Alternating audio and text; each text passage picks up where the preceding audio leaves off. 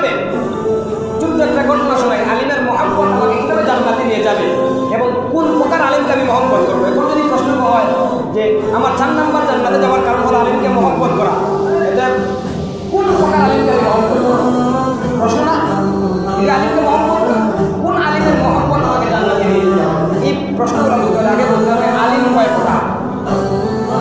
প্রথমত হলো আলিম 2 প্রকার। যে আলিমকে আমি মহব্বত করবো, যে আলিমের মহব্বত আমাকে জান্নাতে নিয়ে যাবে, কিভাবে মহব্বত জান্নাতে নিয়ে যাবে আমি আপনাদের সহিহ হাদিস থেকে একটা হাদিসের ঘটনা শোনাবো। তো আলিম কয় প্রকার? 2 প্রকার। 1 নম্বর সমাজের দৃষ্টিতে আলিম, 2 নম্বর ধর্মীয় দৃষ্টি আল্লাহর দৃষ্টিতে আলিম। আলিম কয় প্রকার? 2 প্রকার। 1 নম্বর সমাজের দৃষ্টিতে আলিম, আর 1 নম্বর আল্লাহর দৃষ্টিতে আলিম। সমাজের দৃষ্টিতে আলিম কি? অন্য যেভাবে মাদ্রাসায় পড়ে সেও মাদ্রাসায় পড়েছে, অন্য যেভাবে টুকু পড়ে সেও টুকু পড়ে, হ্যাঁ সে কথা ক্লাস করে পড়ানো হয়েছে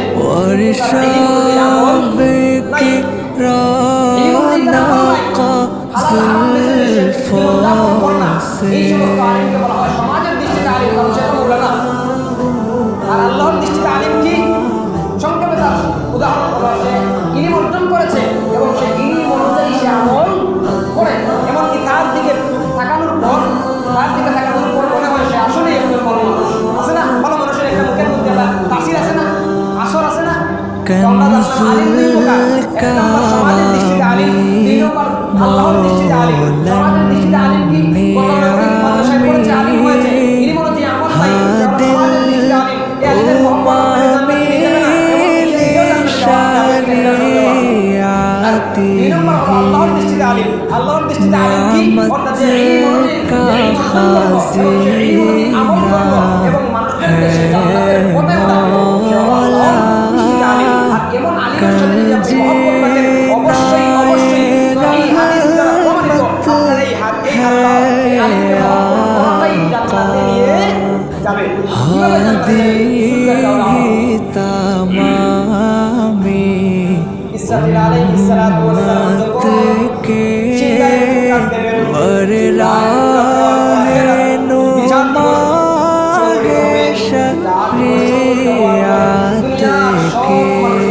বিচার হবে।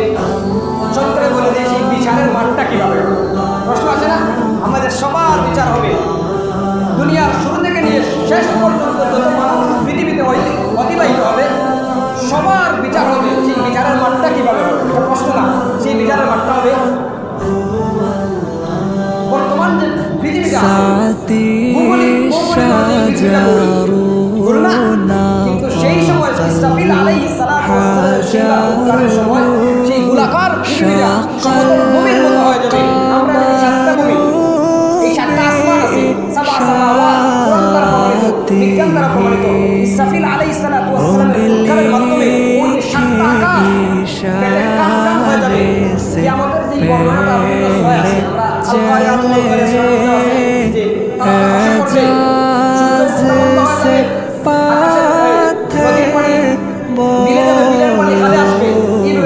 বর্তমান পৃথিবীটা চূর্ণ বিচূর্ণ হয়ে যাবে। আর যে বর্তমান গোলাকারটা, সেই গোলাকার থাকবে না। ইসরাফিল আলাইহিস সালাতু ওয়াস সালামের ফুৎকারের সাথে তখন সমস্ত পৃথিবীর সমতল ভূমির ন্যায় হয়ে যাবে, মাঠের মতো হয়ে যাবে। আর এই মাঠটা কিভাবে থাকবে? এই মাঠের চতুর্দিকে আগুন দ্বারা বেষ্টিত থাকবে। আর এই সর্বপ্রথম কার বিচার হবে? আমাদের বিচার শুরু হবে সর্বপ্রথম কার বিচার হবে? পশু পাখির বিচার হবে। কিভাবে? যেহেতু আসল কথায় বলে দিই, কিভাবে বিচার হবে? সব মানুষ যখন পৃথিবী এই আখিরাতের মধ্যে উঠবে, সর্বপ্রথম বিচারটা হবে কার? পশুদের। যেমন কিভাবে বিচার হবে? আল্লাহ তাআলা একটা পশুকে ডাকবেন, ধরেন গরুকে, একটা গরুকে ডাকবেন। গরু ডাকার পর তাকে জিজ্ঞাসা করা হবে, তোমাকে খুব গরু 2টা গরু ডিগরা দেওয়া হয়, একটা আরেকটাকে মারে না? এখানে অনেক সময় 2টা পশু একটা আরেকটার সাথে ঝগড়া করে। যদি বড় পশু ছোট পশুকে আক্রমণ করে, হয় না এরকম? তো আল্লাহ তাআলা একটা প্রশ্ন করবেন, তাকে জিজ্ঞাসা করবেন, তোমাকে ওই গরুটা কোনটা মারছিল? তখন সে বলবে, হ্যাঁ আমার কাছে ছিল, হ্যাঁ আমার আক্রমণ করেছিল। উদাহরণ দেওয়া যাবে, কুকুর আছে না, গরু মরে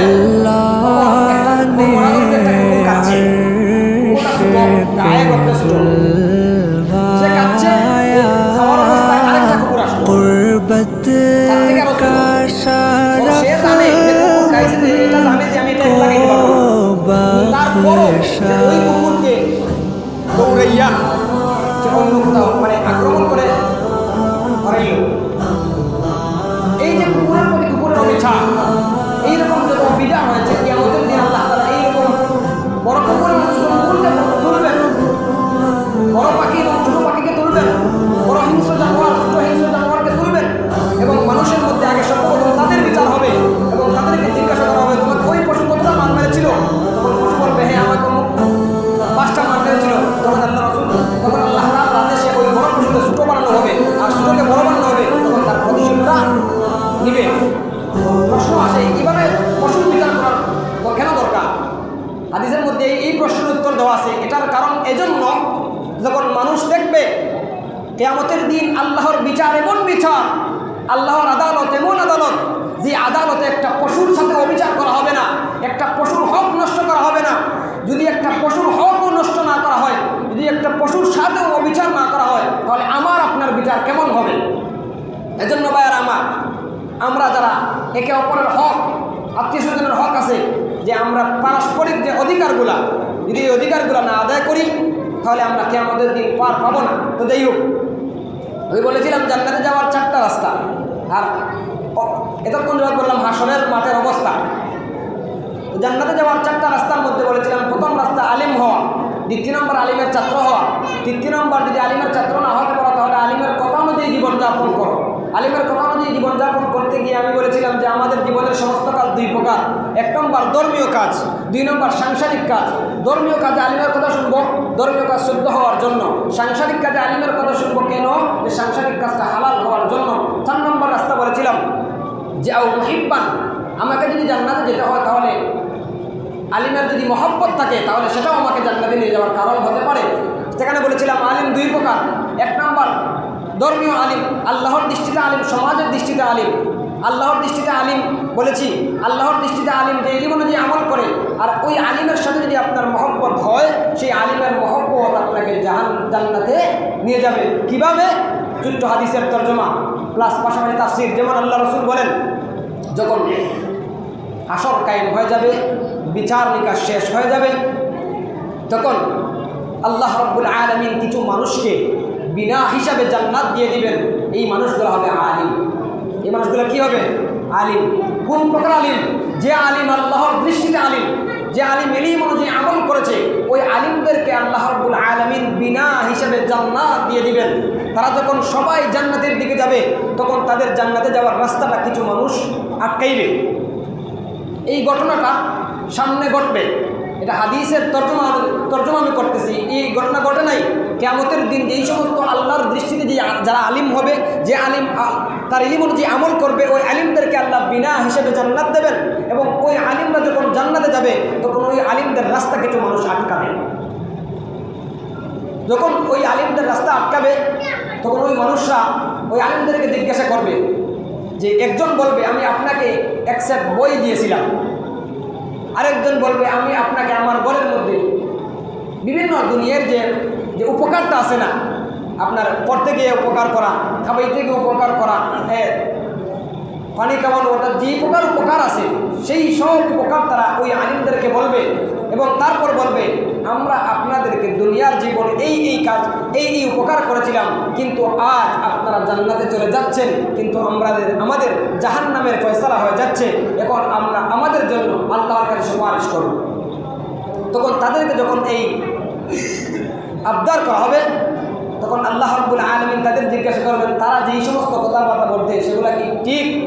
তখন আলিমরা বলবে হ্যাঁ, ওই ব্যক্তি আমাকে 1 গ্লাস পানি পান করাইছিল, ওই ব্যক্তি আমাকে 1 সেট কিতাব দিয়েছিল, ওই ব্যক্তি আমাকে তার ঘরের মধ্যে খাওয়াইছিল। এইভাবে তারা বলবে এবং আলিমরা তাদের কথা সমর্থন করবেন। তখন আল্লাহ রাব্বুল আলামিনের পক্ষ থেকে ওই সমস্ত জাহান্নামী মানুষদের আবদার রক্ষা করা হবে, অর্থাৎ তাদেরকে ওই আলিমদের কথার কারণে তাদেরকেও জান্নাত দেওয়া হবে। এজন্য আমি বলেছিলাম যে আপনাদের জান্নাতে যাওয়ার কয়টা রাস্তা? 4টা। আল্লাহ রাসূল বলেন কুন আলিমান, তুমি যদি জান্নাতে যেতে যাও তোমার জন্য প্রথম নম্বর রাস্তা হলো তুমি আলিম হও। 2 নম্বর হলো আও মুতাআল্লিমান, তুমি ছাত্র কম। 3 নাম্বার আও মুস্তামিআন, তুমি আলিমের কথা অনুযায়ী জীবনযাপন করো। 4 নাম্বার হলো মুহিব্বান, তুমি যদি আলিম হতে পারো না, আলিমের ছাত্র হতে পারো না, আলিমের কথা অনুযায়ী জীবনযাপন করার মতো তোমার সক্ষমতা না থাকে, তাহলে আও মুহিব্বান, তুমি আলিমকে অন্তর দিয়ে মহব্বত করো, তাহলে তোমার মহব্বতটা কাল কিয়ামতের দিন জান্নাতে নিয়ে যাওয়ার কারণ হতে পারে। তো ভাইরা আমার, আমরা দুনিয়ার জীবনে কি জন্য এসেছি? আমি শুরুতে একটা আয়াত তিলাওয়াত করেছিলাম। এই আয়াতের মধ্যে বলা হয়েছিল যে কুল্লু নাফসিন বিমা কাসাবাত রাহিনা, প্রত্যেক ব্যক্তি তার নিজ কর্মের দায়ে আবদ্ধ। অর্থাৎ আমরা দুনিয়াতে আসার আগে আল্লাহ রাব্বুল আলামিনের কাছে আমাদের জান বন্ধক রেখে এসেছি। বন্ধক রেখে এসেছি দুনিয়াতে কিছু সময় নিয়ে।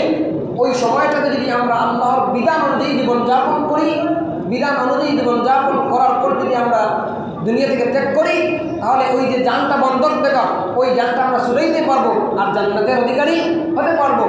কিন্তু যদি আমরা এই দুনিয়ার জীবনে আল্লাহর বিধান অনুযায়ী জীবন না করি, দুনিয়ার রং তামাশা এবং দুনিয়ার বিল্ডিং বালাখানা চাকচিক্য থেকে আমাদের জীবনযাপন অতিবাহিত করি, তাহলে ওই যে বাবার সন্তান বিদেশে 10 বছরের জন্য গিয়েছিল বিটা বাড়ি ছুটাইবার জন্য, সে যেইভাবে বিদেশে যাওয়ার পর খালি হাতে ফিরে এসে তার বাড়িও গেল, সব গেল, ঠিক তেমনভাবে আমাদেরকেও দুনিয়াতে আসার পর আমাদের সব যাবে।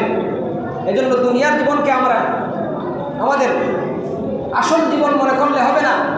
দুনিয়ার জীবন আমাদের জন্য এটা আসল জীবন না। আমাদের যারা সমাজের মধ্যে পাপ কাজ করি, যারাই পাপ কাজ করি, আমি আপনার মধ্যে যারাই পাপ কাজ করি, এদের এই পাপ কাজ করার 1 নম্বর কারণ হলো আমাদের ভিতরে আখিরাতের ভয় নেই, যে একদিন কিয়ামত হবে।